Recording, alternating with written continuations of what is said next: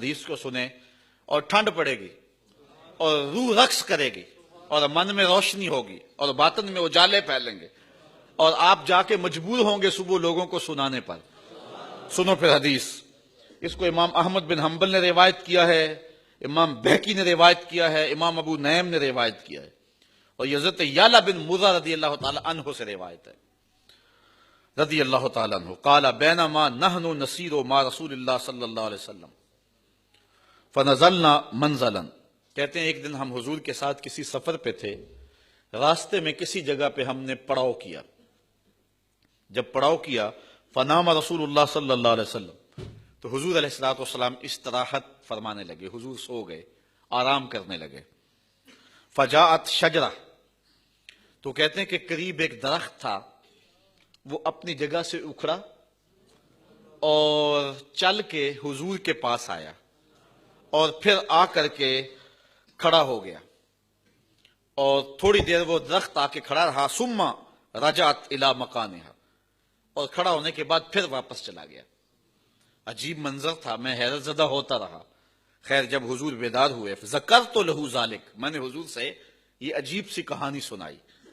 حضور آپ سو رہے تھے, میں نے ایک منظر دیکھا ہے کہ ایک درخت وہ جو ہے وہ اپنی جگہ سے اکھڑا ہے, چلتا ہوا آیا ہے, یہاں آ کے پھر کھڑا ہو گیا, تھوڑی دیر کھڑا رہا ہے اور پھر واپس چلا گیا ہے. تو حضرت یعلا بن مرہ رضی اللہ تعالیٰ عنہ تو حیران تھے, لیکن حضور حیران نہیں ہوئے, سوئے ہوئے تھے. یہ بھی نہیں کہا کہ میں تو سویا تھا, میں تو کچھ نہیں کہہ سکتا کیا ہوا, لیکن حضور نے جو جواب دیا وہ سنیں. فرمایا ہیا شجرۃ, یہ ایک درخت ہے, استاذنت ربہا عز وجل, اس نے رب سے اجازت مانگی تھی, اس نے رب سے اجازت مانگی تھی. ان تسلم علیہ فآذن لہا, اس نے اللہ سے اجازت مانگی تھی, رب تھوڑی دیر مجھے اجازت دے دے, میں تیرے رسول کو سلام نہ کر رہا ہوں, میں تیرے محبوب کو سلام نہ کر رہا ہوں. فآذن لہ, تو اس کو پھر اذن دے دیا گیا, تو یہ آ کر کے مجھے سلام کر کے گیا.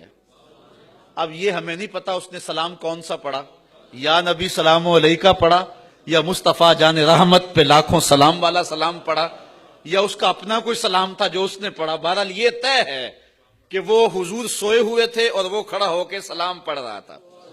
اللہ اکبر. لوگ کہتے ہیں کہ چلو حضور کی زندگی میں تو سلام ٹھیک ہے, لیکن اب تو حضور استراحت کر رہے ہیں, اب کیوں پڑھتے ہو؟ ہم کہتے ہیں ہم نے اس درخت سے سیکھا ہے.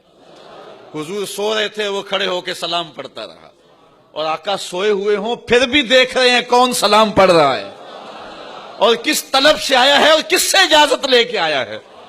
اللہ اکبر. اچھا ایک حدیث اور سن لو, اور اس سے بھی ٹھنڈ پڑے گی.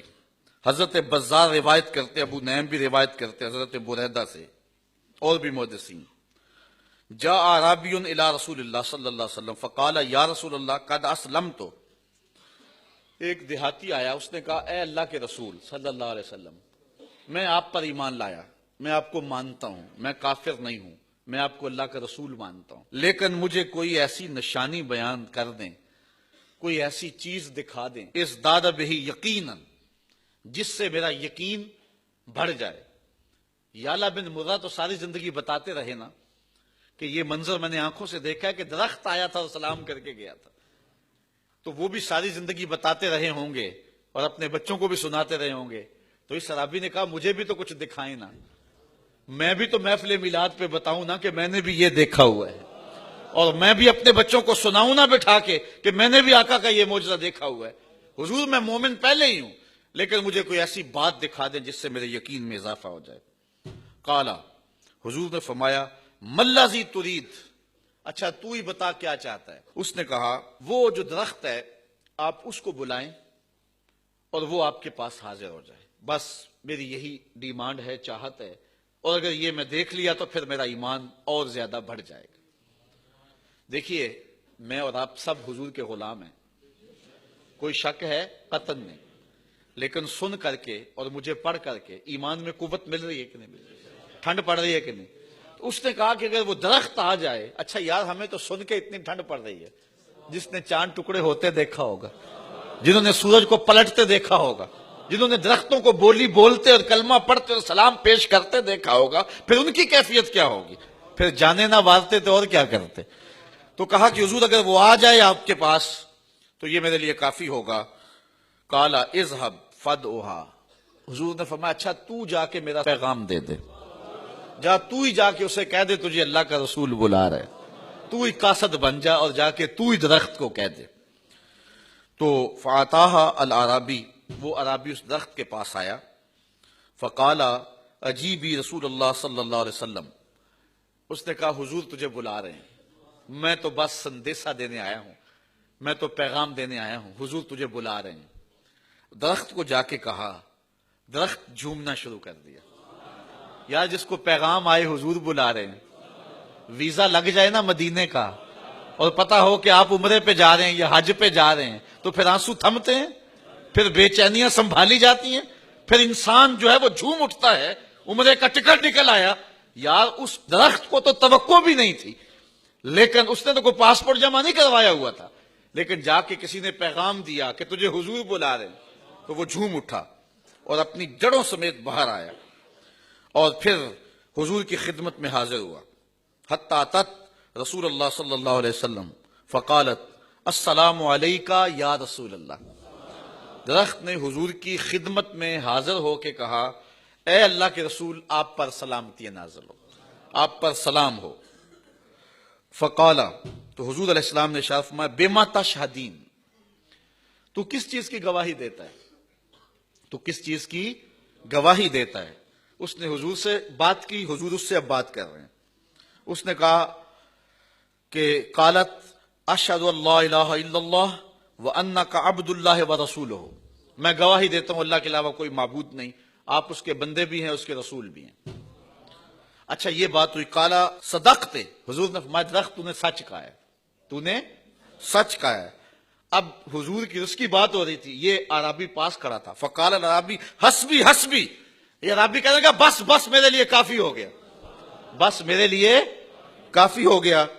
تو مرہا فلترج الی مکانہا، حضور اب اس درخت کو حکم دے دیں کہ یہ جلدی جلدی چلا جائے اور اپنی جگہ پہ جا کے گڑ جائے. اچھا صحابی جو ہے وہ کہتا اب چلا جائے، یہ وہ کہتا باتیں تو حضور میرے سے کر رہے تھے، اب درمیان میں آ گیا یہ اور حضور نے اس سے گفتگو چھیڑ دی.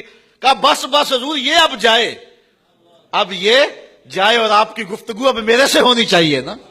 اللہ اکبر. اب درخت وہ چلا گیا. فقال ارجع الی مکانک، حضور نے فرمایا جا اپنی جگہ پہ چلا جا. وکونی کما کنت، اور جس طرح تھا اس طرح جا کے ہو جا. فرجعت الی حفرتها، اور جا کے وہ اپنی جو ہے وہ جس گڑھے سے نکلا تھا جا کے وہاں جا کے گڑ گیا، حتیٰ کہ اس کی جڑیں بھی اس سوراخ میں گئی جس سے سوراخ سے نکلی تھی. اچھا درخت چلا گیا. فقال العرابی، اب عرابی حضور کی خدمت میں عرض کرنے لگا، اور سنو اور اپنے عقیدے پہ ناز کرو. عرابی حضور کی خدمت میں عرض کرنے لگا اتاذن لی یا رسول اللہ ان اقبل راسکا و رجلیکا، حضور مجھے اجازت دیں میں آپ کا سر بھی چوموں آپ کے قدم بھی چوموں. ہاتھ چما تینوں پیڑ پیندی دل کردہ چما جتیاں نو. اب کیا کیفیت تھی اس عرابی کی، اس دیہاتی کی. اس نے کہا حضور اگر مجھے آپ اجازت دیں تو میں آپ کا سر انور بھی چومنا چاہتا ہوں اور آپ کے دونوں پاؤں بھی چومنا چاہتا ہوں. ففعل، حضور نے اجازت دے دی.